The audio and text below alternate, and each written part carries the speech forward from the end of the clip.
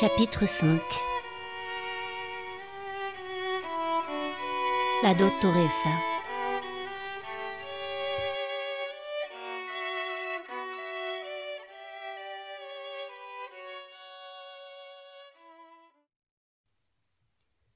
Quand Rigarda Albareno, vêtue de sa sempiternelle robe de dentelle noire, traversait le palais de bon matin, les petites mains s'écartaient spontanément sur son passage et les jeunes gens bruyants cessaient leur bavardage en la croisant. Plus avançaient les saisons, et plus elle avait de difficultés à maîtriser sa vieille carcasse, à la traîner, à la pencher, à la plier et à la déplier, à la faire avancer, à la relever, à l'immobiliser. C'était comme si elle était le capitaine d'un rafiot de plus en plus abîmé, dont les voiles, de dentelle noire, ne se hissaient plus qu'à demi, dont le gouvernail avait pris du jeu, et qui suivait de plus en plus capricieusement la vague au mépris de son intervention humaine. Ce n'était pas douloureux la plupart du temps, mais elle se sentait reléguée au second plan des causes qui agissaient sur son corps. L'énergie qu'elle déployait en vain n'entamait que très partiellement son inertie mécanique. Quand donc était-elle devenue si âgée? Son calvaire, qui comprenait de nombreuses stations, pour monter de la crypte jusque chez le roi et en redescendre par les marches de la Porta Prima, prenait de plus en plus l'allure d'un pèlerinage expiatoire.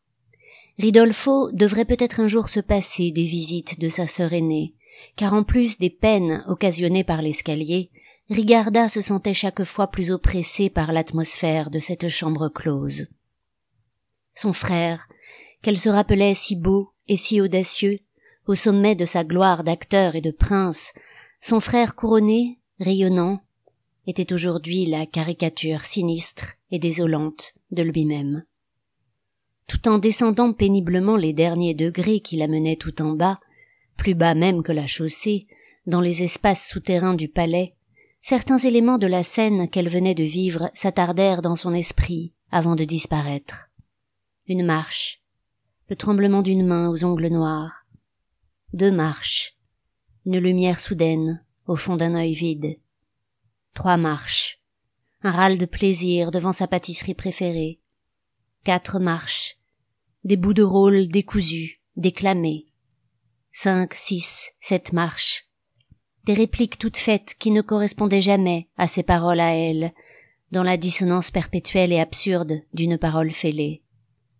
Elle soupira en arrivant à la crypte et alla s'asseoir à sa table d'études pour reprendre son souffle. Il faisait diablement froid dans cette crypte, et le cadavre qui gisait là semblait répandre un froid supplémentaire, comme une brume glacée imprégnant toute la salle. Non que Rigarda fût particulièrement frileuse ou perturbée par la mort. La plupart du temps, l'obscurité et la proximité des choses immobiles lui offraient le luxe de la solitude, et elle leur en savait gré. Il s'agissait à Marsilia d'un luxe rare. Elle ne savait pourquoi. Les Marsiliens étaient sociaux jusqu'à la nausée. On eût dit qu'ils ne pouvaient supporter l'idée même de la solitude. Il lui avait fallu toute la détermination têtue de sa jeunesse pour la délivrer de l'idée d'un mariage et pour la dispenser des cérémonies officielles et autres fadaises protocolaires. On l'avait laissée étudier dans son coin, et sa réussite dans le domaine des sciences lui avait valu une liberté presque totale. Les Albareno avaient souvent la tête fragile, disait-on, il ne fallait pas trop les contrarier, et son caractère solitaire, son âpreté à l'étude, son refus catégorique de participer à l'aristocratie, même en qualité de spectatrice, l'avaient aidée à faire son trou dans cette crypte, qui était le lieu au monde où elle se sentait le plus en sécurité. Même, et peut-être surtout quand elle recevait, occasionnellement, la compagnie d'un mort. Cette morte-ci, cependant, n'était pas des plus tranquilles, car il s'agissait de toute évidence d'une ballerina. Et la mort brutale d'un aristocrate provoquait toujours des remous de toutes sortes. Rigarda s'attendait d'ailleurs à voir débarquer d'un instant à l'autre le gros Calbi, qui serait presque aussi essoufflé qu'elle en arrivant en bas. Elle aimait bien ce garçon calme et intelligent, mais cette visite n'en allait pas moins lui faire perdre du temps dans ses recherches, déjà mises à mal par la visite à son frère. Or, étant donné la taille de la tumeur de Lorenza, le temps pressait. Laissant de côté le cadavre gracieux et désarticulé, et se couvrant les épaules d'un châle de dentelle noire, elle régla sa lampe à huile et saisit son lorgnon pour reprendre sa lecture des Remèdes aux maux intérieurs d'un anonyme de Porcilla. Elle se concentra longuement et n'entendit pas arriver son visiteur qui dut tousser plusieurs fois à côté d'elle pour qu'elle tournât enfin la tête. « Ah, consigliere, je vous attendais. »« Dottoressa, » dit-il en s'inclinant. « Je vous laisse faire vos premières constatations. Je voudrais finir ma page. » Lazzaro Calbi s'approcha avec réticence du corps de la jeune fille, qui l'effrayait un peu. Il avait espéré que la vieille dame lui épargnerait cet examen, par l'un de ses comptes rendus détaillés toujours si pertinents, mais il comprenait qu'il n'y échapperait pas. Il s'agissait d'une jeune fille dans la vingtaine, allongée sur le dos, dont le visage n'était pas suffisamment abîmé pour qu'on ne la trouvât pas encore belle. Elle s'était probablement brisé la nuque et plusieurs autres os lors de sa chute. L'impression générale qui se dégageait d'elle, si l'on faisait abstraction du sang, était celle d'une poupée désarticulée, comme ces automates précieux mis au rebut au fond des malles d'enfants. C'était peut-être à cause de sa bouche peinte de carmin, de ses yeux charbonneux, de la mouche qui ornait sa joue droite. Son visage maquillé rappelait la perfection figée des poupées de porcelaine. Lazzaro avait la gorge serrée et le cœur au bord des lèvres. Son horreur se mêlait à une sorte de tendresse devant cette chair si visiblement, si totalement hors d'usage. Elle était vêtue de vêtements brillants, lamés ou damassés. Le sang les maculait et gâchait leur couleur, tous très ajustés sur son corps, en dehors d'une mousseline légère, déchirée de toutes parts, qui restait accrochée flottante à ses épaules et à sa taille. Elle portait des bijoux précieux, des pendants d'oreilles en rubis, une chaîne d'or à laquelle était accroché un pendentif ancien, et des bagues dont l'une retint particulièrement l'attention de Lazzaro. Il n'avait jamais vu ce modèle de bague, constitué d'un petit visage humain sculpté en bas-relief. Cela ne venait pas d'un orfèvre de Marsiglia, à son avis, mais d'une cité étrangère. La minuscule sculpture était finement taillée dans une pierre blanche légèrement translucide et sertie sur un anneau d'or. Le visage lunaire pouvait se lire dans les deux sens. La personne qui portait la bague voyait en haut des cheveux sculptés, des yeux clos surmontés d'un seul sourcil, un nez pointu et une bouche ronde, fendue par un trait vertical. La personne qui regardait la main de l'autre côté voyait en haut un œil unique cyclopéen, puis le nez, une bouche et une barbe. Après avoir jeté un coup d'œil furtif sur la dottoressa, qui, plus immobile encore que le cadavre, poursuivait sa lecture, Lazzaro se décida à toucher la jeune fille et à lui retirer cette bague. Il la manipula et constata qu'elle était lourde et épaisse. Il n'était pas impossible qu'il s'agît d'une bague poison, dont le visage n'aurait été qu'un couvercle délicatement orné pour refermer une petite boîte. Malgré quelques minutes d'effort, il ne réussit cependant pas à l'ouvrir. Les bras et les jambes de la jeune fille étaient aussi fins que musclés, ce qui révélait sans doute possible son métier de danseuse, parfaitement cohérent avec le costume qu'elle portait, ainsi qu'avec le maquillage sur son visage. Lazzaro remarqua de nombreuses petites blessures, des bleus, des éraflures et le genou droit anormalement gonflé. Il s'était rapproché de la surface du corps pour mieux voir certains détails et ne remarqua pas que la vieille femme se tenait maintenant juste derrière lui. Il poussa donc un cri assez aigu quand il la remarqua, ce qui eut le don de la faire sourire d'un air indulgent. « Alors, consigliere, quelles sont vos conclusions ?» Une ballerina d'à peine plus de 20 ans, faisant probablement partie d'un ballet prestigieux vu la qualité de ses bijoux. Elle est habillée et maquillée comme pour un spectacle, ce qui peut étayer la thèse du suicide. Son corps est très marqué. La chute a été violente. « Oui, c'est évident, » murmura la vieille dame d'une voix bizarrement musicale. « Mais il n'y a pas que la chute. La lividité cadavérique fait ressortir de nombreuses traces plus anciennes, des bleus, des éraflures. Le corps des danseuses est mis à rude épreuve. Elle a dû tomber souvent. » Rigarda promenait sa main sur le corps, en l'effleurant à peine. « Mais je suis surpris que son visage et le devant de son corps ne soient pas plus abîmés, dit Lazzaro. On l'a retrouvée sur le dos ? » La doctoressa hocha la tête d'un air malicieux. « Oui. Qu'en dites-vous » ? D'ordinaire, les suicidés se retrouvent-ils sur le dos ? Non, bien entendu. Les suicidés plongent presque toujours en avant et sont souvent méconnaissables. Rien ne leur interdit, évidemment, de basculer en arrière. La vieille dame fit un ample geste pour mettre les bras en croix, et son châle dans la crypte prit des allures d'aile noire. Peut-être pour conserver sa beauté, hasarda-t-il. La vieille dame caressa la joue de la jeune morte, du bout de ses doigts noueux. Possible.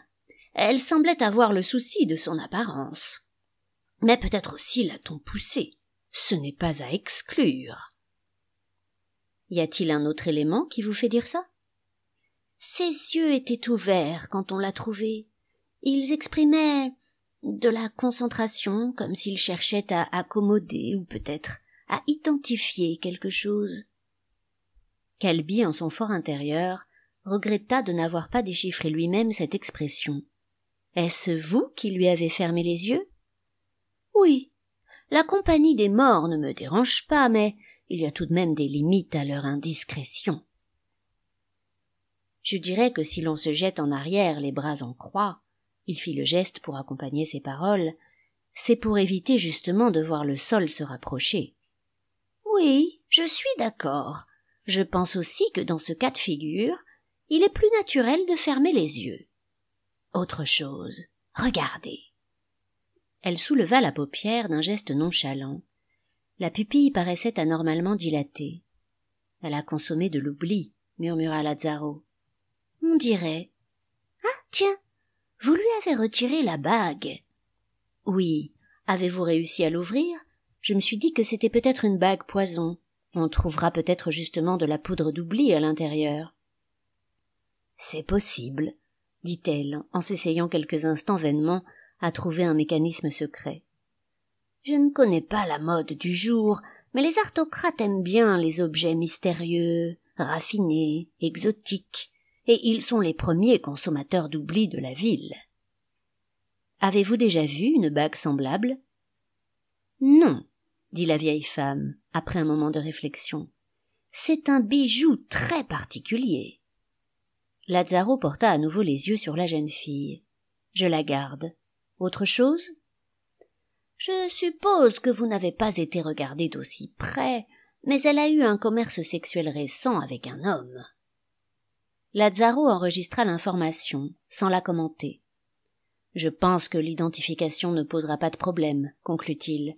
Je vais me rendre de ce pas au quartier dell'Arte, et je trouverai rapidement son nom. Vous me tiendrez au courant ? Je vous le promets, dottoressa. Dites-moi, la reine m'a parlé de la boule sur sa poitrine. Rigarda, qui semblait prendre la mort de la ballerina un peu à la légère, comme une sorte de jeu, devint tout à coup beaucoup plus sérieuse. Ainsi, elle n'a pas gardé le secret. Je suis le seul à savoir, d'après ce qu'elle m'a dit, en dehors de vous, bien sûr. Elle m'a demandé de chercher des remèdes. La dottoressa sourit tristement et alla vers sa table d'études où elle saisit le livre qu'elle était en train de lire. Lazzaro déchiffra le titre. Remède aux maux intérieurs. Nous ne serons pas trop de deux, consigliere. Je suis très heureuse qu'elle vous en ait parlé. Qu'ai-je besoin de savoir ? Mort rapide et certaine, dans les 3 mois, le plus probablement par embolie. La chose qui se développe dans son corps finira par causer des désordres invisibles, mais fatals. Qu'est-ce que c'est ? Une sorte de pierre ? Un organisme étranger ? Un parasite ? Une part d'elle-même, qu'elle n'arrive pas à étouffer, et qui colonise tout le reste. Ils méditèrent tous deux un instant sur cette définition, et les pensées de Rigarda la ramenèrent vers la chambre du roi, cette part obscure du palais, impossible à contenir totalement derrière sa porte close.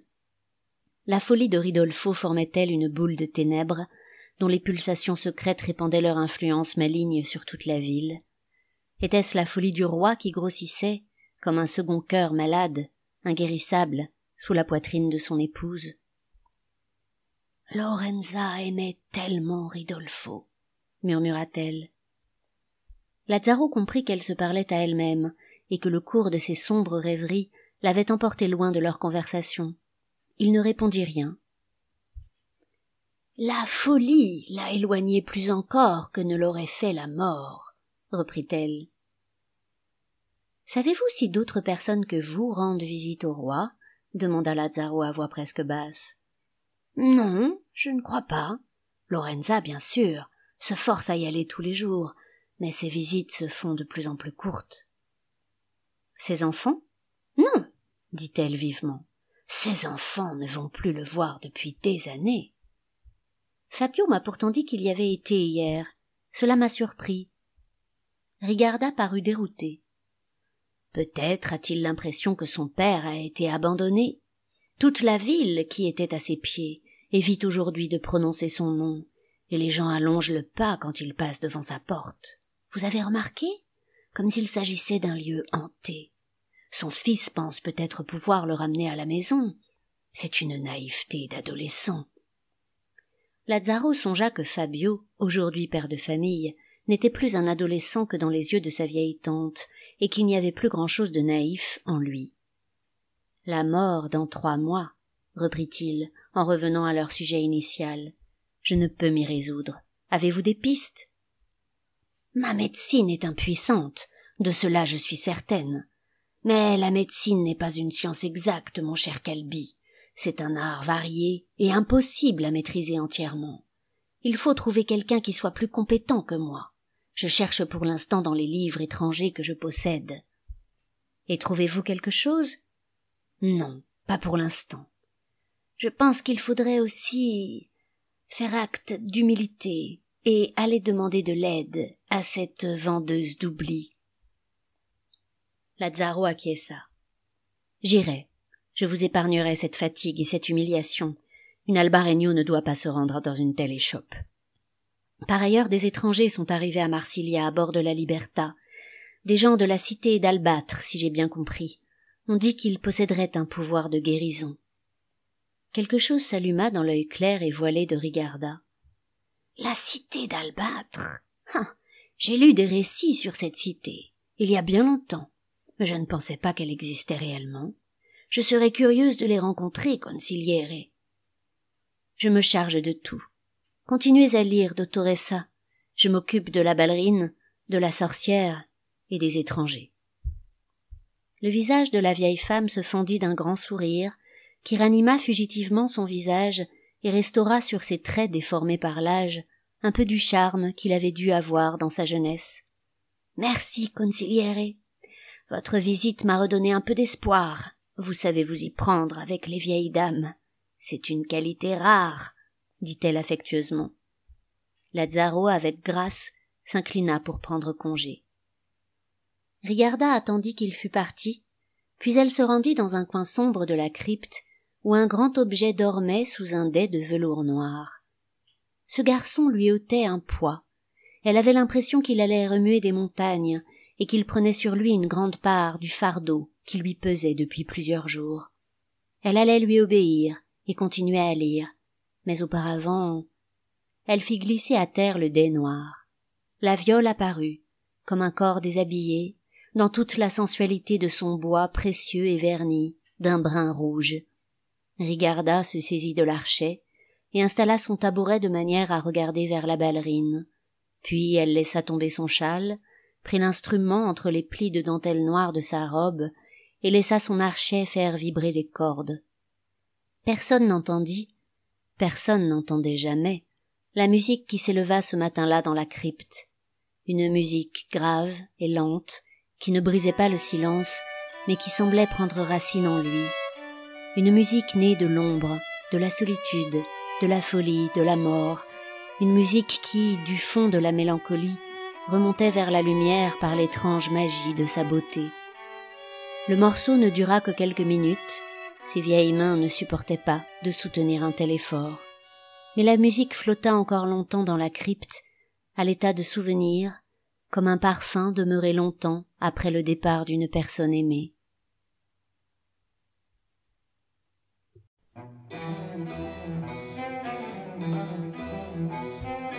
Chapitre 6.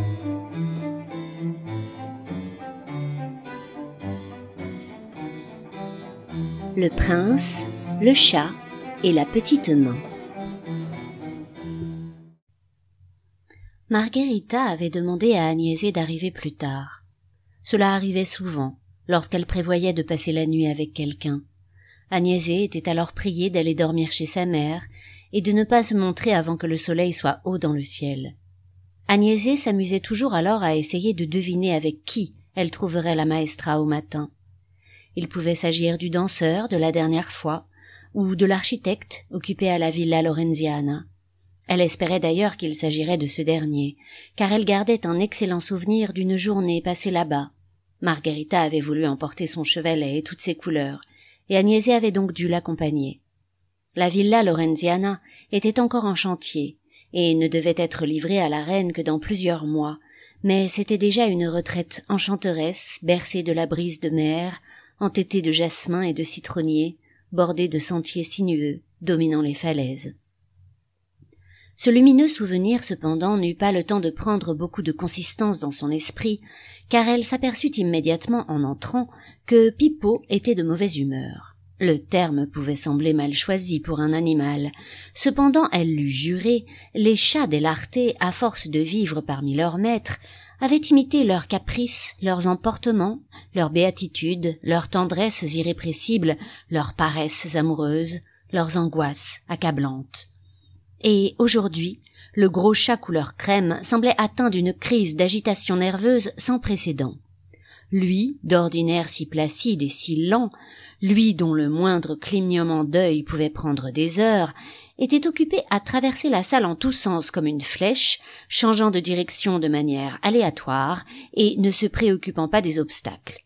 Il s'immobilisa un instant, aux aguets, quand il vit Agnese, et la fixa avec insistance, puis, comme frappé d'une folie imprévisible, il se remit à courir, après une proie imaginaire ou un rayon de lumière sur le mur. Au terme d'un parcours particulièrement éreintant, Pippo finit par s'écrouler au pied de la porte fermée de la maestra, le souffle court et l'oreille tendue. Agnese s'approcha doucement et distingua de l'autre côté des soupirs amoureux. Le chat, qui était probablement arrivé aux mêmes conclusions que la petite main, outré, jaloux, frustré à un degré quasiment insupportable, surmonta son épuisement et se mit debout contre la porte pour y faire ses griffes le plus bruyamment possible. Agnese entendit presque aussitôt le silence revenir dans la chambre, puis des rires étouffés, et enfin des pas, et la porte s'ouvrit. Il ne s'agissait ni du danseur ni de l'architecte. Agnese cependant ne resta pas pour le dévisager car l'homme était nu. Elle ne croisa pas son regard, mais elle eut le temps de voir ses yeux clairs, rieurs, qui considéraient le chat avec amusement. Il lui sembla plus musclé que les autres aristocrates. Son corps lui fit penser aux sculptures des anciens, peut-être à cause de son visage glabre. Pippo ne fit aucun cas du misérable qui lui avait servi de portier, et le contourna avec un mépris souverain, afin de sauter sur le lit, qu'il renifla avec un dégoût marqué.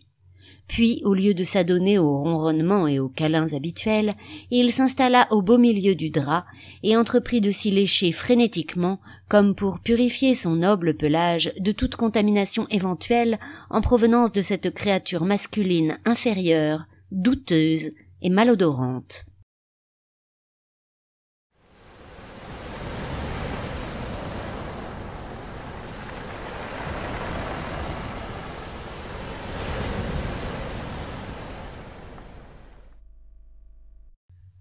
Gaspare s'était réveillé avec un mauvais goût dans la bouche, un mauvais goût qui jurait, avec le parfum délicat des cheveux de Margherita, la grâce de son corps souple et docile, et les mille et un détails charmants de son appartement. Le chat, obèse et crémeux, les rayons du soleil matinal qui entraient filtrés par une dentelle de pierre et qui dessinaient des fleurs d'ombre sur les mosaïques du carrelage. Margherita elle-même, si facile, si accessible qu'elle semblait à l'unisson du palais, une femme lieu, une femme atmosphère, une femme qui vous accueillait en elle, ouverte à tous les vents. Il jeta un coup d'œil amusé au chat, auquel Margherita faisait des avances infructueuses, et enfila ses vêtements à la hâte, sans les boutonner. La chambre l'oppressait un peu.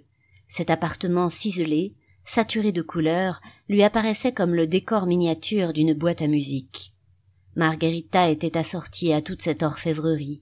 Elle se découpait sur le lit comme un charmant petit personnage parmi tous ces charmants petits accessoires, mais lui ne se sentait pas à sa place. Il fut soulagé de pénétrer dans le salon, plus vaste et moins mignard, et d'apercevoir la mer par la fenêtre. La vue de l'horizon, simple et pure, lui fit du bien. Son regard était accroché dans le lointain lorsqu'une présence le fit sursauter, et il se trouva en face d'une jeune fille aux yeux verts. Le jaillissement de ce vert de mer, si profond, si lumineux et mystérieux, fut comme l'éclaboussure rafraîchissante d'une vague étincelante de soleil. « Bonjour, dit-elle. « Je suis désolée de vous avoir fait peur. Je suis Agnese, la petite main de la maestra. » Guaspare sourit, et elle lui rendit son sourire. « Et moi je suis... Guaspare Albarreño, prince de Marsilia et capitaine de la Libertà, le coupa Margherita en arrivant au milieu d'eux. Quel titre, Guaspare! Tu ne dois pas te lasser de les répéter devant ton miroir. Il éclata de rire et détourna la tête. Agnese, prépare-nous de l'oubli, tu veux? Poursuivit Margherita. J'ai mal à la tête ce matin, et j'ai envie de chasser tous les nuages. Guaspare hésita.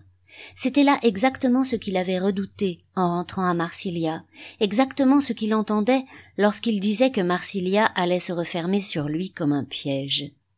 24 heures auraient suffi pour que le sobre capitaine qui ne s'enivrait que de vent, de lumière et du chant des marins se retrouve à prendre de l'oubli après une nuit arrosée de vin, de sexe et de bavardage.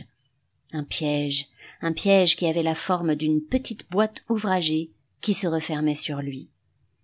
Il alla un moment sur la terrasse et inspira l'air iodé à plein poumon. « Voudriez-vous me verser un peu d'eau, mademoiselle ?» demanda-t-il, dans l'espoir de dissiper le goût de pourriture, discret mais persistant, qui empâtait sa bouche. Margherita se moqua de lui. « Tu as raison de lui témoigner du respect. Agnese n'est pas une petite main comme les autres, et personne ne la touche. » Guaspare se sentit embarrassé par cette réflexion, et ne répondit rien. Comme il remerciait Agnese pour le verre d'eau qu'elle lui apporta, il reçut à nouveau l'éclaboussure de ses yeux verts. La jeune fille cependant ne s'attarda pas, et il put continuer à l'observer de côté tandis qu'elle se saisissait du nécessaire à oubli. La plupart des aristocrates, pressés d'en arriver au fait, utilisaient l'oubli liquide qui se diluait dans n'importe quelle boisson, et particulièrement dans les boissons chaudes. Comme une goutte de peinture faisant dans un verre d'eau des circonvolutions mouvantes, l'oubli colorait de pourpre les infusions en y déroulant ses éphémères fleurs de sang. Mais Agnese ne le préparait pas de cette façon. Guaspare n'était pas un consommateur régulier, mais il savait que les puristes n'utilisaient que de la poudre.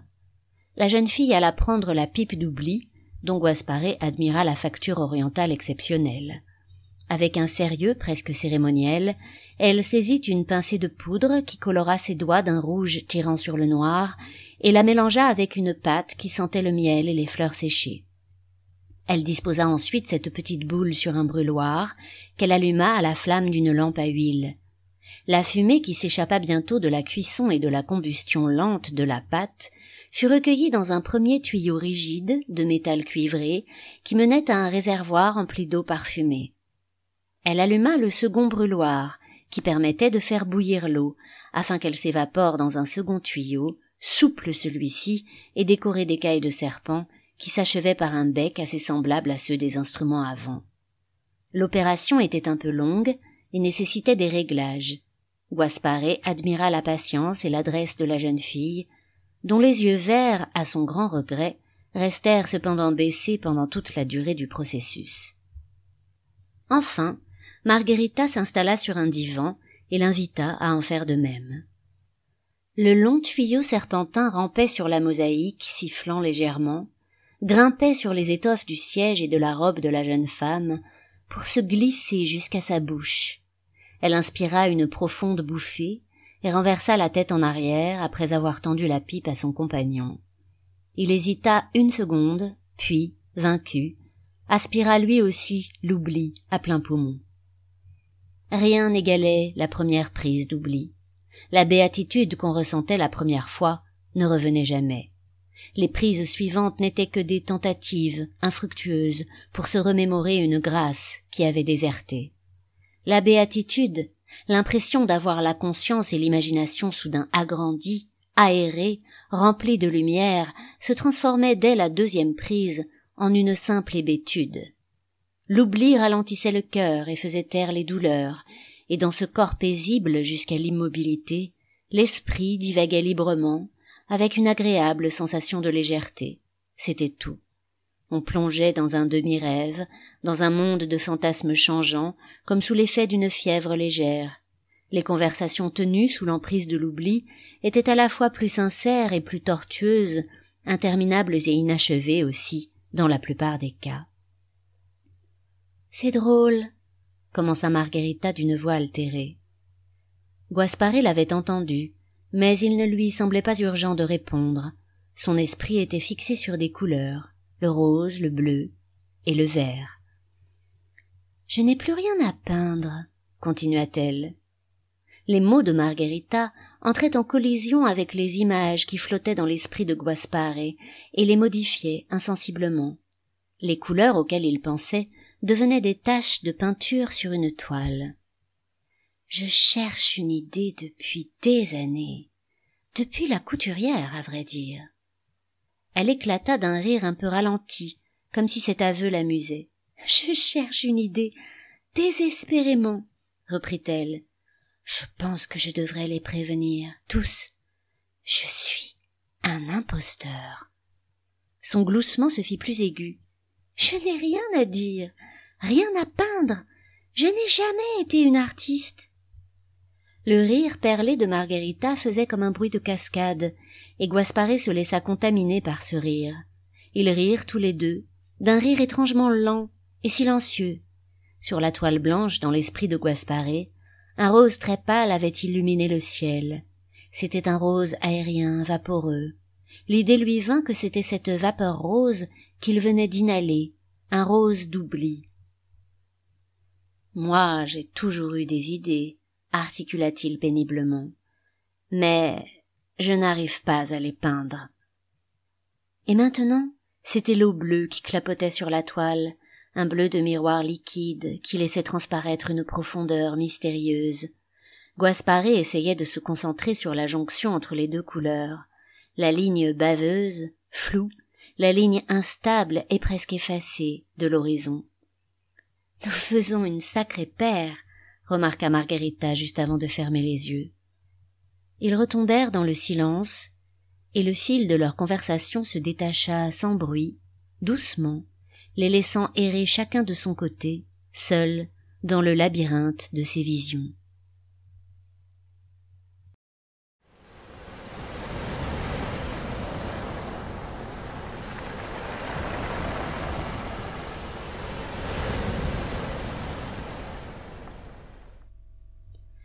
Les jours d'oubli étaient pour Agnese des jours de vacances. Elle s'attarda un moment pour vérifier que ni la maestra ni le prince n'avaient plus besoin de ses services, puis elle prit quelques pièces qui traînaient sur une étagère, chercha le chat, fut obligée d'utiliser la force pour le faire sortir, et referma derrière eux la porte des appartements. Pippo, traumatisé par tant de violence, grimpa sur le socle d'une petite statue de lion qui ornait le corridor. Agnese avait déjà remarqué son affection pour les bêtes de pierre en général, et pour ce cousin de marbre en particulier, qui ne lui rendait pourtant qu'un dédain glacé. Il était vrai que les chats dell'Arte aimaient l'art, du moins il était vrai que Pippo entretenait une relation particulière aux statues qu'il préférait manifestement aux êtres de chair et de sang. Était-ce sa journée de liberté, ou les vapeurs de l'oubli? Agnese se sentait elle aussi merveilleusement légère. Elle était heureuse d'avoir vu le prince dont tout Marsilia parlait. Le regard qu'ils avaient échangé lui avait fait une impression profonde qui ne s'effaçait pas. Il l'avait appelée mademoiselle, et il avait paru gêné lorsque la maestra lui avait dit que personne ne la touchait. Guaspare Albarregno, prince de Marsilia et capitaine de la Liberta. Elle eut d'abord envie de se faire belle et passa un long moment au bain où elle s'enquit distraitement des derniers potins. Le jeune Adrienne était devenu la coqueluche du palais. Le cantautore l'avait adopté et le traînait partout avec lui, comme un petit singe savant. On disait que les représentants des arts mineurs s'étaient rencontrés pour établir des revendications communes, à présenter à la reine avant le festival, et l'on discutait âprement du bien fondé des privilèges qui seraient une nouvelle fois accordés aux arts majeurs. On parlait aussi beaucoup de savants étrangers, qui, après avoir passé quelques jours à peine en ville, avaient établi leur campement sur le volcan. Ce détail émerveillait les petites mains. Fallait-il être fou quand on venait de si loin pour préférer la monotonie du volcan aux merveilles de la ville? Agnès écouta les nouvelles sans y prêter beaucoup d'intérêt, la tête tout entière encore à sa rencontre matinale. Elle hésita un instant à rentrer voir sa mère, puis elle s'octroya le plaisir d'une longue promenade solitaire dans la ville et dans le port.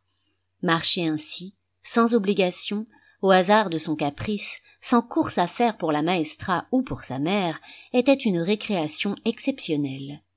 Elle commença par fermer les yeux, pour profiter du vent qui lui portait l'odeur de la mer et le bruit familier du ressac. Puis elle dévala l'escalier et passa presque en courant par les rues les moins animées. La vieille de la maison basse, au bout de la rue de la Passoire, lui cria « Où donc as-tu le feu pour courir comme ça ?» Mais elle ne se retourna même pas comme elle le faisait parfois, pour lui murmurer des choses d'un air menaçant en la toisant de ses yeux verts. Elle était de trop bonne humeur pour cela.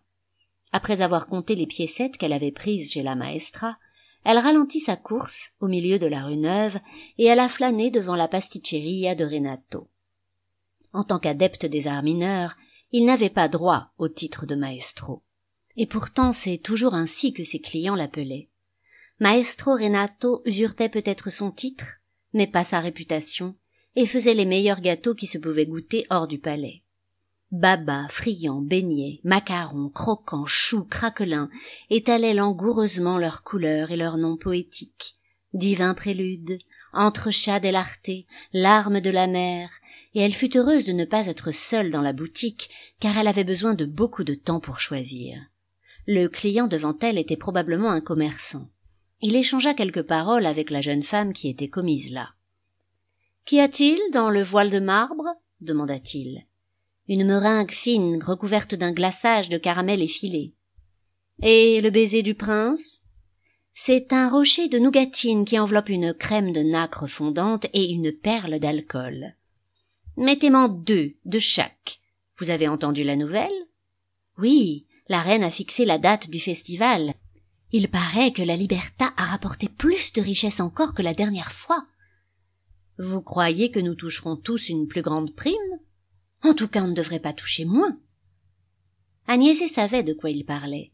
Lorsque la cité venait de réaliser une vente importante, il était d'usage que tous les Marsiliens reçoivent une prime, qui était variable, irrégulière, mais parfois très élevée.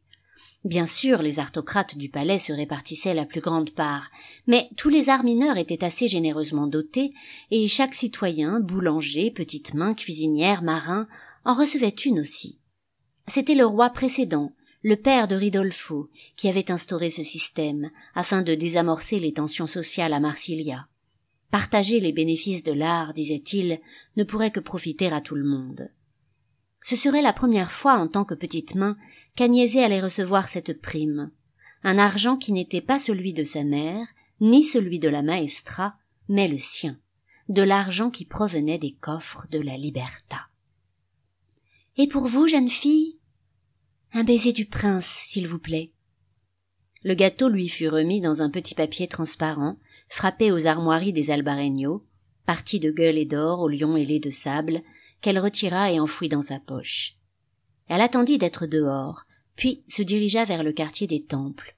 Quand elle fut seule, elle mit le rocher tout entier dans sa bouche, et se laissa aller à l'explosion des saveurs, comme elle avait vu si souvent les aristocrates le faire avec la nourriture et le vin, les yeux mi-clos.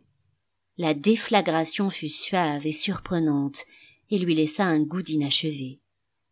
Elle passa rapidement devant l'entrée du temple des érotistes, afin d'arriver plus vite au temple de la mer. C'était un lieu qui l'avait toujours inspirée, bien qu'elle ne s'y fût aventurée que de rares fois. Beaucoup de petites mains lui avaient parlé de leurs croyances, et elle connaissait les légendes de la mer, auxquelles Santa lui avait appris à ne pas croire. Mais cette déesse féminine, puissante et redoutable, lui inspirait une fascination mêlée de crainte. Ces temples, taillés dans le porphyre, baignaient dans une pénombre verte. Loin des intérieurs gracieux du palais, loin des façades baroques de Marsilia, le temple de la mer exhibait son austère grandeur. Un gigantesque visage de pierre, sculpté dans la voûte du temple circulaire, se reflétait dans l'eau immobile d'un bassin dont les fidèles pouvaient faire le tour. Rien d'autre. La pénombre verte, le cercle d'eau dormante, le reflet mystérieux du grand visage de pierre, et le silence. Cette atmosphère l'emplissait de quelque chose, même si elle manquait de mots pour expliquer ce dont il s'agissait. De puissance, peut-être. Lorsqu'elle respirait l'air humide de cette pénombre, un peu du gigantisme de la déesse lui était insufflé. Un peu de son verre de porphyre retrempait ses yeux décolorés, et lorsqu'elle s'en allait plus lente, plus calme, plus droite, elle avait l'impression que le temple était toujours quelque part à l'intérieur d'elle, sanctuaire inviolable et secret, où elle pouvait se replier pour faire l'expérience de sa propre divinité. Ses pas la menèrent ensuite du côté du port, où l'agitation et le va-et-vient des bateaux l'avaient toujours attirée. Les marins, certes, étaient une engeance dont elle se serait volontiers passée, mais aujourd'hui leur peau hâlée et tannée, qui faisait paraître leurs yeux plus clairs, lui rappelèrent le visage de Guasparé, et elle adressa un sourire gracieux à plusieurs d'entre eux, déclenchant une pluie de compliments rocailleux et gutturaux. Les marins semblaient avoir désappris à parler pendant leur mois en mer, ou bien était-ce leur langue d'origine qui sonnait si différemment du chant des Marsiliens. Leurs paroles rauques crissaient à son oreille comme le roulement des galets. Mais rien ne devait entamer sa bonne humeur, et elle longeait le quai comme une reine, un sourire s'attardant sur ses lèvres, un peu du goût du baiser du prince encore en bouche. Les navires qui étaient à quai lui paraissaient issus d'un autre monde. Elle savait pourtant qu'ils provenaient presque tous des chantiers navals de Marsilia, qui se trouvaient au nord de la ville. Beaucoup étaient des goélettes qui servaient indifféremment à la pêche ou au cabotage, et seuls quelques voiliers arboraient plusieurs mâts. Agnès reconnut 2 gabarres, probablement destinés aux échanges locaux. Seul, surclassant tous les autres navires du port par l'immensité de sa coque, ses 5 mâts dépassant même la plupart des bâtiments du port, la Liberta était à même de naviguer loin de Marsilia. Le galion était l'objet de l'admiration générale, non seulement parce qu'il n'avait pas mouillé dans les eaux marsiliennes depuis 18 mois, mais parce qu'il était revenu en bienfaiteur de la cité. Sa figure de proue était un buste de lion, pourvu de 2 ailes d'ange déployées. Aucun homme ne lui avait été sacrifié, et les richesses de ses cales allaient bientôt, lors du festival, se répandre à travers toute la ville. Agnès vit plusieurs femmes bénir le galion au passage. Le signe de la bénédiction de la mère consistait à se toucher successivement le ventre et les seins avant de tendre la main comme pour une offrande vers celui qu'on désirait protéger. La Liberta, Agnès le voyait, était beaucoup plus qu'un simple véhicule. Fétiche d'une puissance d'ouverture et d'échange, ange de bois bienveillant et protecteur, arche marine qui abritait les plus grands chefs-d'œuvre, navire philosophal qui transformait l'art en or. Agnès avait pris pour habitude d'appliquer le conseil de sa mère. Ouvre tes yeux autant que tu peux, c'est ainsi qu'on se remplit la tête. Et elle ouvrait également les oreilles pour écouter toutes les conversations. Elle comprit que la Liberta serait pavoisée pour le festival, et que le lendemain elle partirait pour le chantier naval, où ses immenses voiles seraient lavées et recousues, où sa coque serait amoureusement nettoyée, réparée et nourrie, où ses mécanismes seraient huilés et sa figure de proue redorée. On parlait même de lui intégrer un nouveau gouvernail, sculpté par le maestro Antonino.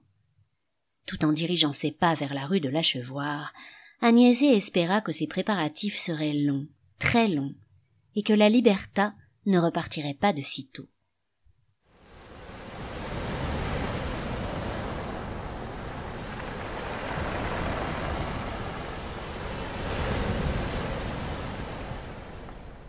La porte de la boutique était fermée, et Agnès dut utiliser sa clé.